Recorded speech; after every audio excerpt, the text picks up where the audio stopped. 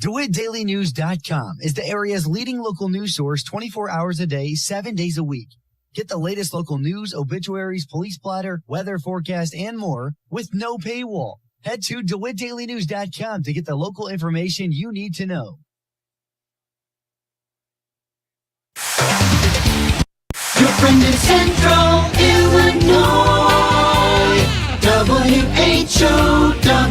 Top of the morning. Thanks for being with us. I'm your host today, Seth Lawrence. The WHOW Morning Show streams to Facebook and YouTube. It's brought to you by Peterson Insurance, your Pekin Insurance agent in Clinton. My guest on the phone this morning is Mr. Adam Ibbotson, Superintendent of Maroa-Forsyth Schools. Mr. Ibbotson, good to talk to you, sir. How you doing this morning?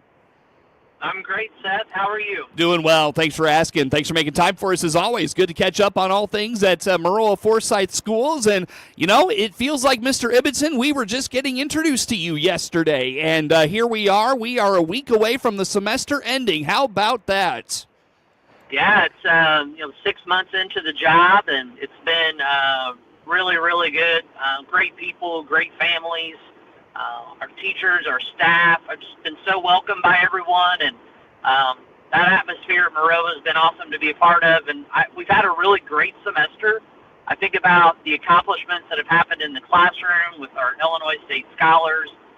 We've had all-state band and choir members. We've had athletic successes. We've had great growth in classrooms.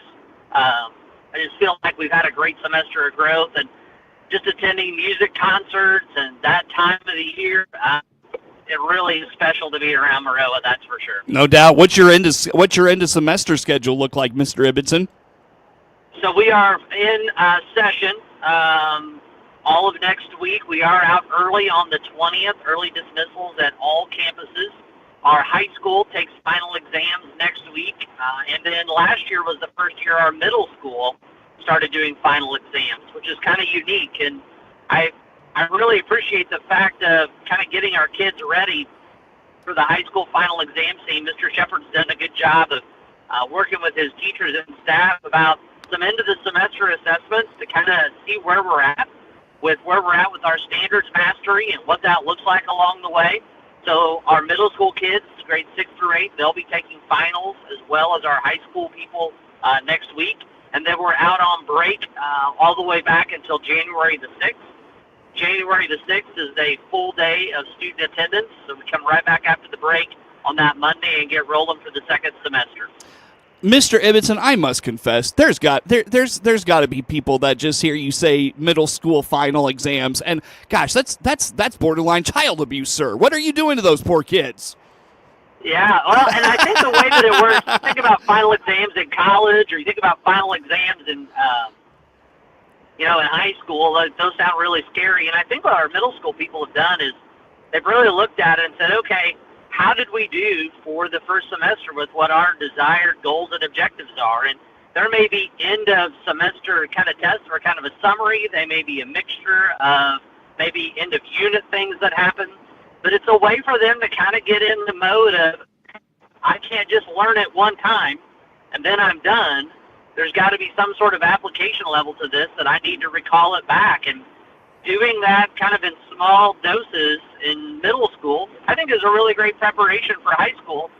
Whatever those grades and those transcripts really matter a ton as you're applying to college. Yeah, and I totally see your point, and the more I think about it, to soften kind of the wording of final exams. I mean, gosh, a junior high kid, an 8th grader going into high school, fretting the end of semester exams, to maybe give them a soft introduction to that, I think is and maybe an understanding of, okay, when you get to high school, this is what it's going to look like. This will be kind of what your teachers and those folks up there at the high school are going to be looking for. I don't disagree. I think that's somewhat of a good idea.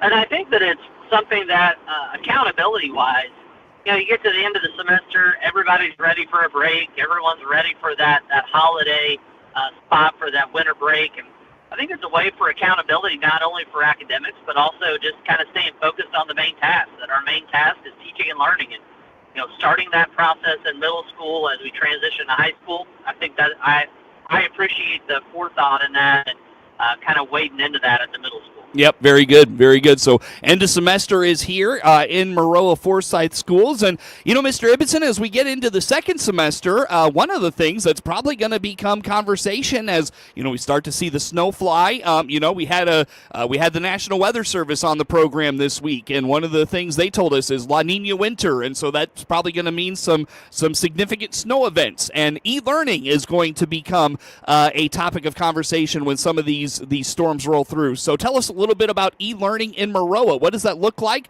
What can folks anticipate this year?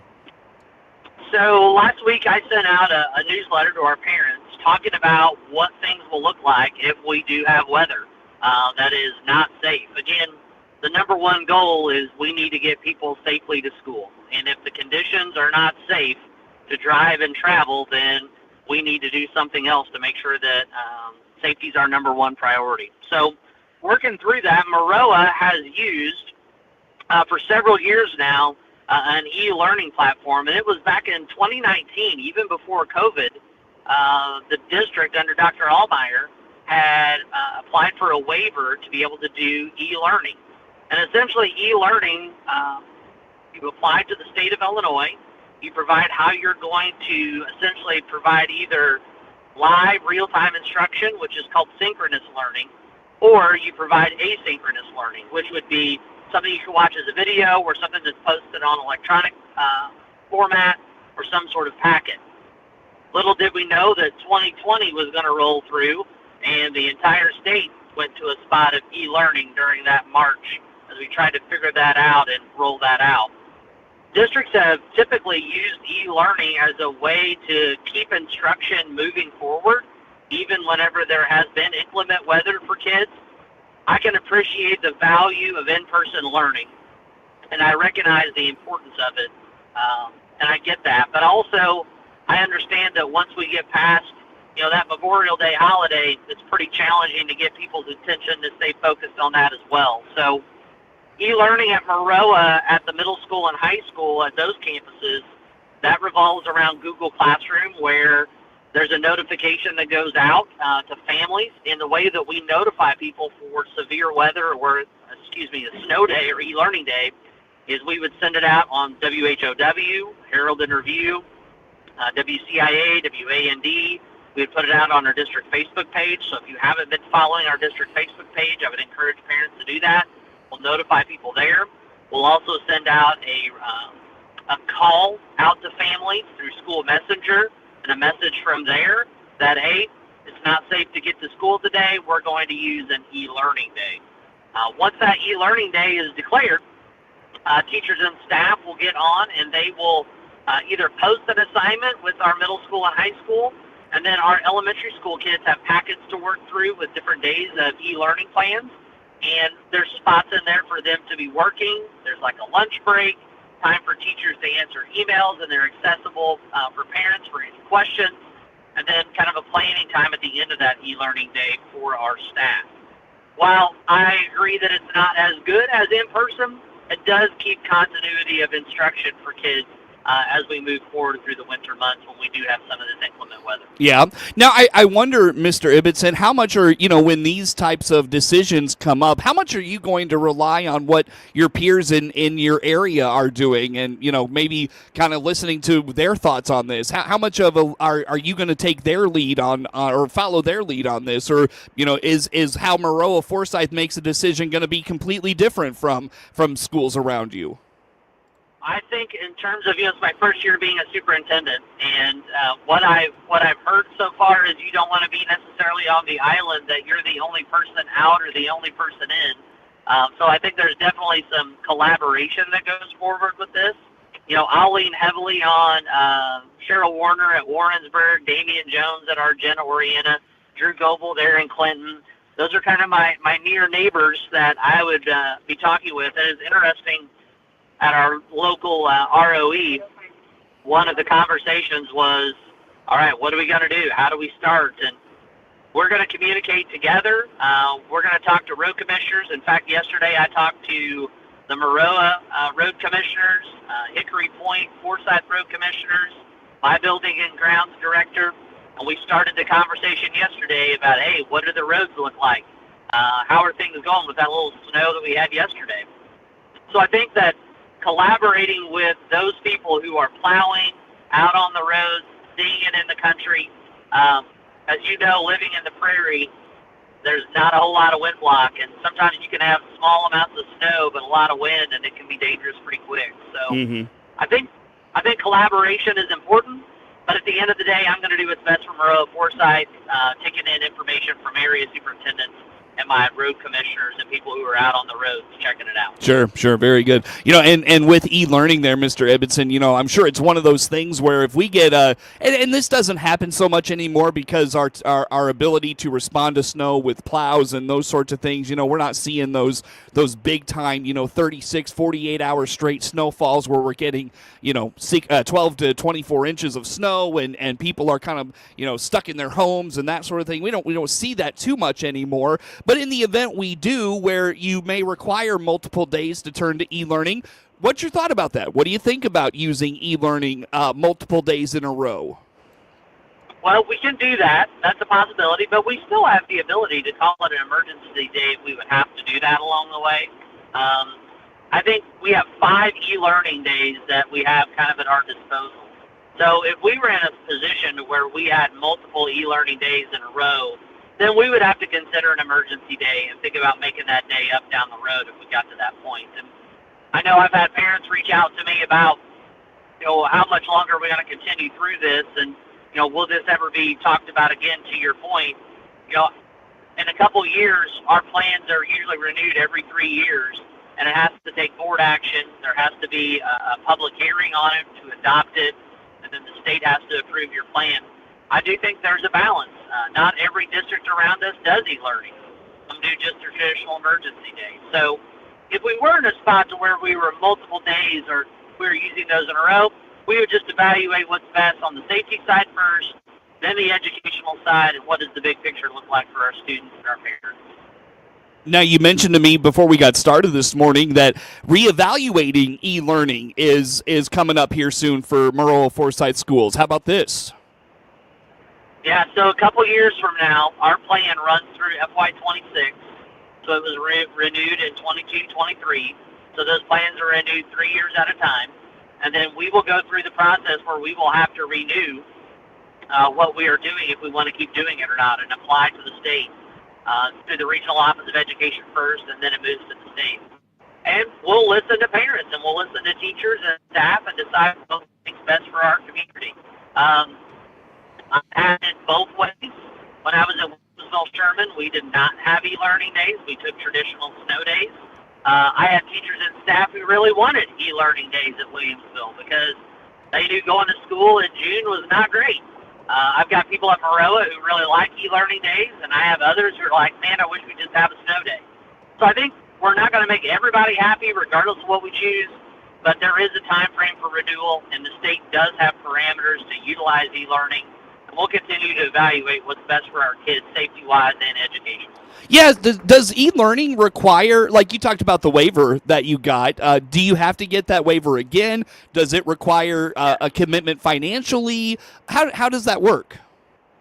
Well, I think in terms of financially, with devices being available to kids in grades 6 through 12 to do Google Classroom and have electronically assignments that are put out, I think that's easy to access. Our teachers at the elementary school, they've utilized packets for the most part and papers and things that they will send home with kiddos ahead of time in case we have it.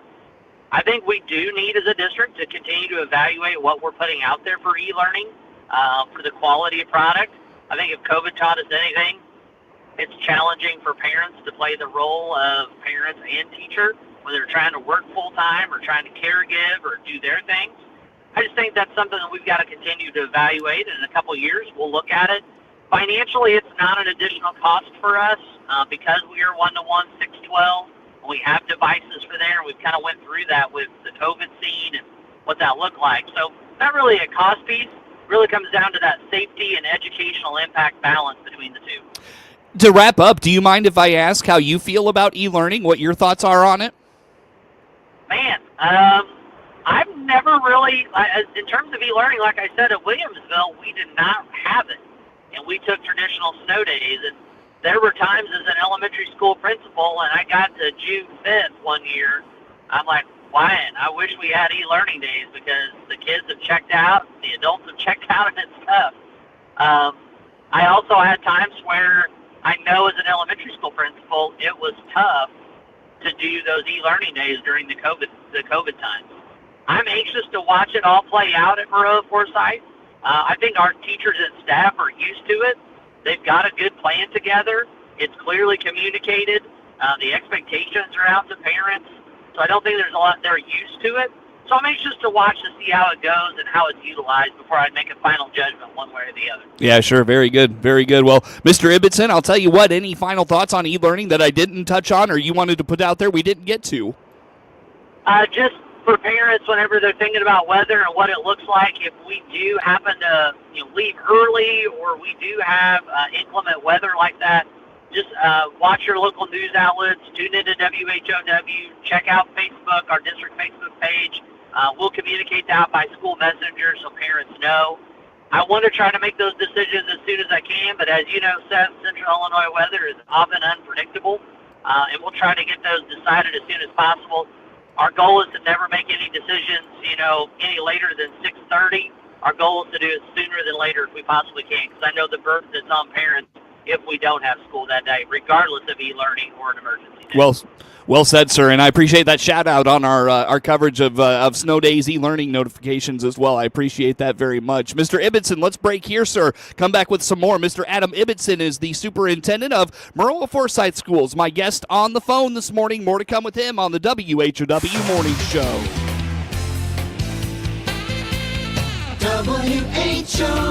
WHOW.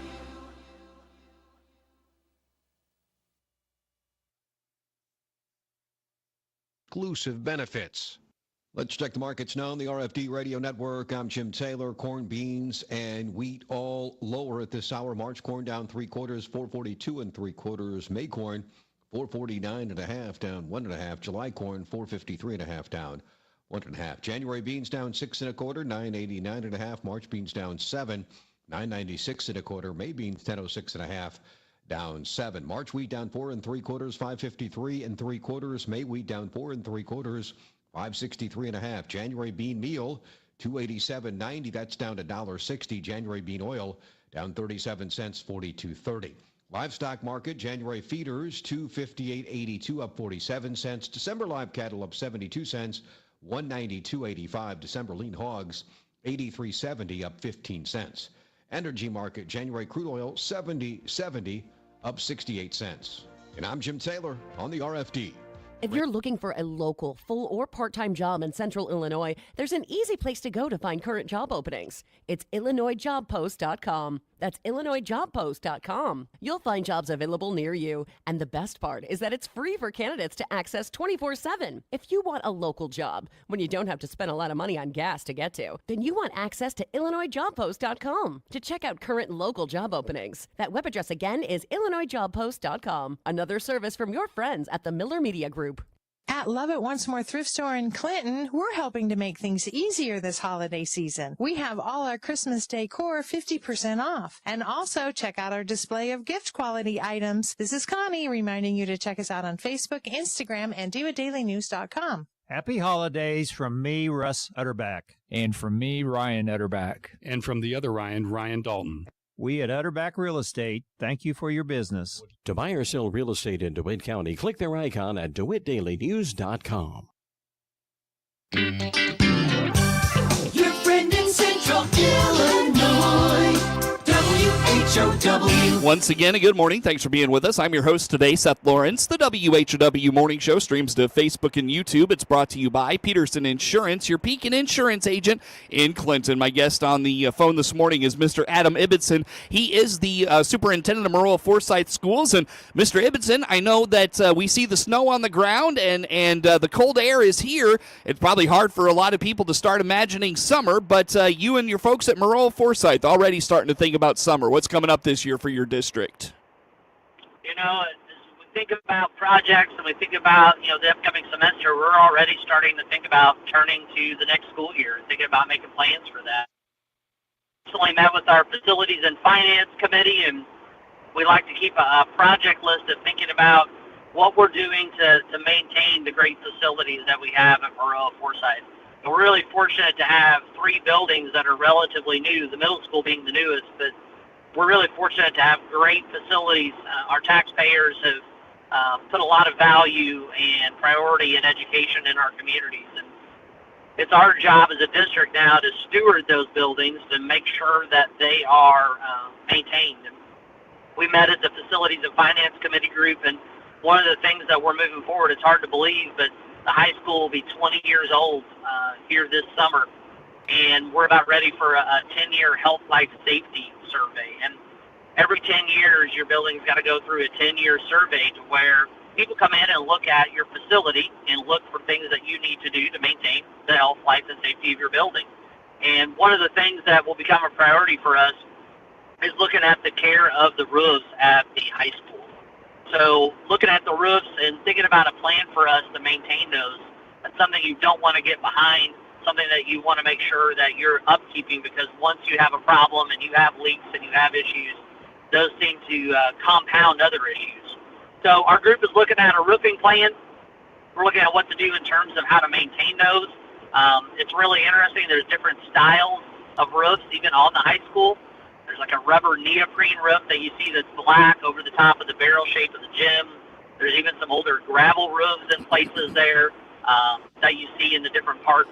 So getting a plan for that is important for us for the roofs, and thinking about just the upkeep of that building to make sure that it's a top-notch facility. Yeah. The other part is, go ahead. No, you go ahead, sir. Sorry. And then thinking about not only the roof part of it, but maintaining some of the other facilities. So I applied recently for the school maintenance grant that's provided through the State Board of Education, and it's a matching funds grant to where the state would provide half of the money, and then the district has the other, and you're reimbursed as you do that work. So we're going to look at the concession stand area and ticketing area that's adjacent to the football field and the track area.